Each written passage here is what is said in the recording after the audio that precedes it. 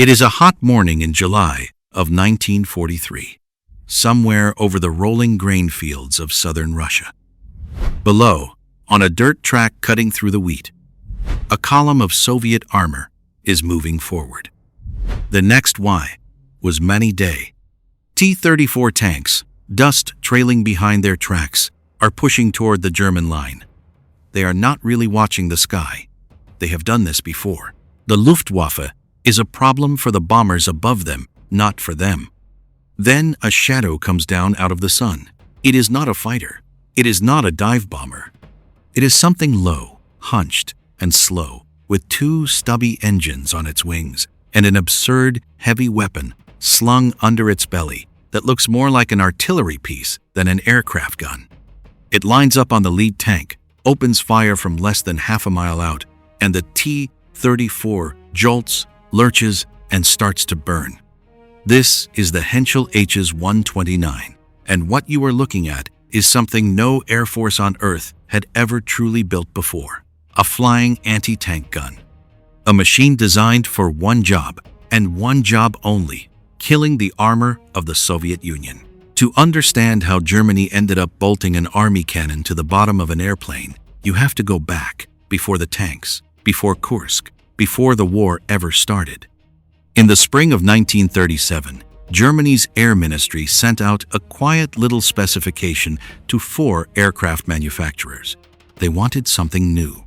Not a fighter, not a bomber. They wanted a small, heavily armored, twin-engined aircraft that could fly low over a battlefield, soak up ground fire, and kill enemy vehicles. The engineers in Germany were already thinking about a future war on land, and they wanted a flying machine that could fight the war on the ground. 2 designs made it to the finish line. One was a modified reconnaissance plane from Focke-Wulf. The other came from Henschel, drawn up by an engineer named Friedrich Nikolaus, and it was a strange-looking beast. Small, tight, angular, with a tiny pointed nose, a heavily plated cockpit, and the cheapest, least powerful engines the design team could get their hands on, because the Air Ministry had insisted the aircraft must not use engines that the fighter and bomber programs needed. Henschel won the contract, and what they built was less an aircraft than a flying suit of armor. The nose was made of armor plate. The windscreen was almost 3 inches of bulletproof glass. The cockpit was so small that pilots described not sitting in it, but wearing it. There was so little room behind the pilot's instrument panel that some of the gauges had to be moved outside the cockpit entirely, mounted on the inside of the engine cowls, where the pilot could just barely see them through the side of his armored windshield. Every line of the design was sacrificed to one principle: keep the pilot alive while he flies right into the enemy's gunfire. But it had problems, and the problems were serious. The engines, those underpowered ones the Air Ministry had forced on the design, never gave the aircraft the punch it needed. To make matters worse, when the original German engines proved insufficient, Henschel was ordered to switch to captured French radial engines, around 700 horsepower each, because the German engines were all needed elsewhere. Those French engines were unreliable. They overheated, they failed under sustained combat use, and on the dusty plains of the Eastern Front and the deserts of North Africa, they choked on grit and seized up. A plane built to fight at the front line had been given the most fragile heart imaginable. Pilots, when they tested it, were not kind. They complained about the cramped cockpit. They complained about the poor visibility. They complained about how sluggish it was, how slowly it climbed, how vulnerable it felt to enemy fighters. On paper, this looked like a failure waiting to happen. And then it went to war anyway. In April of 1942, the improved version of the Hs 129 entered Luftwaffe service. By that point, on the Eastern Front, Germany had a problem that nothing in its existing inventory could really solve. The Soviet Union was producing tanks, tens of thousands of them. 1. T-34s, KV heavy tanks, an unstoppable river of steel rolling out of factories the Luftwaffe could not reach. The German army's anti-tank guns on the ground were strained to the limit. Something had to hit those tanks from above, and the Hs-129 was the only purpose-built aircraft Germany had for the job. So the engineers did the only thing left to do. They made it more dangerous. The first version of the cannon-armed Hs-129 carried a 30mm gun under its belly, big enough to punch holes in lighter armored vehicles, but often not enough against the heavier Soviet tanks. So they fitted a larger 30mm cannon, then a 37mm cannon. Each step up, the gun got heavier, the aircraft got slower, but the kills got more decisive. Pilots in these planes started racking up a quiet, brutal score of destroyed Soviet armor.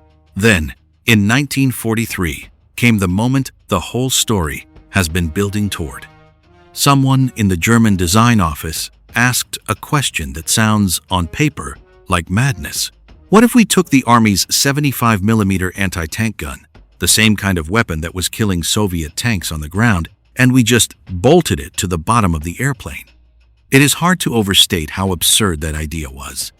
A 75mm cannon is not an aircraft weapon. It is an artillery piece. The complete installation, with autoloader and ammunition, weighed more than 2,600 pounds. The shells weighed 26 pounds each. The aircraft, already underpowered, could only carry 12 of them in a single mission. 12 shots. That was your tank-killing magazine for an entire flight. Every pull of the trigger had to count. And yet, when they built it, when they slung that long, lethal pod under the belly of the Hs-129, they had created something the world had genuinely never seen before. The aircraft that carried it, the final production model of the Hs-129, had the heaviest forward-firing gun ever mounted on any series production combat aircraft, anywhere, in any country, by a wide margin. You have to sit with that for a moment, because it explains everything that comes next. That record, the heaviest big gun bolted to a combat plane, stood for more than 30 years. It would not be broken until the United States built the A-10 Warthog in the 1970s. Think about what that means. In the middle of the Second World War, in the ruins of a desperate, collapsing Germany, a tiny team of engineers built the closest thing the world would have to the modern tank-killer aircraft for the next 3 decades. The Hs-129 was the ancestor of an entire idea of warfare that the rest of the world would not catch up to until the Cold War was nearly over. In the summer of 1943, the cannon-armed Hs-129 was thrown into the largest tank battle in human history, Operation Citadel, what you and I now call the Battle of Kursk. The German plan was to crush the Soviet salient with armor on both flanks, but the Soviets had built deeper defenses than the Germans expected, and the offensive bogged down. As the panzer divisions ground forward, Soviet tank reserves came rushing up to counterattack. The Luftwaffe sent in everything it had, and in that storm of dust and smoke, the Hs-129 finally got the chance it had been built for.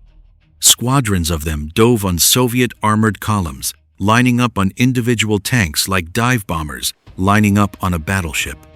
They were too slow to escape Soviet fighters, too lightly defended to survive in open-air combat. But in this one role, in this one cruel job, they were lethal. The big guns crashed. Tanks burst into flame. For a few burning days over the steppe, the Henschel did exactly what it had been built to do, and it did it better than anything else in any air force on Earth. The pilots called the aircraft, with the dark German humor of the era, the Panzerknacker, the tank cracker, the same word in German that also means safecracker, because that was the job, cracking open steel. But here is where history closes in. For everything it did right, Germany could not build the Hs-129 in the numbers it needed. Across the whole war, only around 865 were produced. The version with the great 75mm cannon, the variant that pushed the entire concept to its peak, only ever existed in about 25 aircraft. 25. In a war where the Soviets built tens of thousands of tanks every year, Germany sent 25 flying anti-tank guns to stop them. The engines kept failing. The factories were bombed. A better engine, an Italian replacement, was in development, but the production line was overrun by Allied forces before it ever entered service. By late 1944, the line shut down for good. The Hs 129 had been a brilliant, doomed answer to a problem too large for it to solve. And so, the same lesson that haunts so much of German wartime engineering haunts this aircraft too. The idea was decades ahead. The execution was choked off. But the country that built the world's first true tank-killer airplane lost the war, and the airplane along with it. The concept, that heavily armored, slow, big-gunned ground attack machine, sat on the shelf of history for a generation, until another superpower, in another era, looked at the problem of stopping enemy armor from the air and arrived at almost exactly the same answer. The A-10 Warthog, with its enormous nose cannon and its plated cockpit and its low, slow attack profile, is in many ways the grandchild of the Hs 129. The Germans simply got there first. Too early, with too few, with the wrong engines, in the wrong war. So here is what I want to know from you, and I think this one is a real debate. Was the Henschel Hs 129 a stroke of military genius that history simply did not let bloom? Or was it a desperate, ugly compromise that worked for one frantic summer over Kursk and almost nowhere else? Tell me in the comments, because the engineers and the pilots seem to disagree even today. If you came into this video having never heard of the plane that the Americans would essentially reinvent 30 years later, do me a quick favor and hit the like button. It is genuinely how stories like this one find the people who would love to know them. And stay close, because there is another aircraft in this same brutal Eastern Front story. The plane on the other side of those grain fields, the one the Soviets built for the exact same job. They called it the flying tank. It is one of the most produced aircraft in the history of the world. And Joseph Stalin himself once said his army needed it like it needed bread. That is the next aircraft in this series. Subscribe so you do not miss it. Thanks for watching.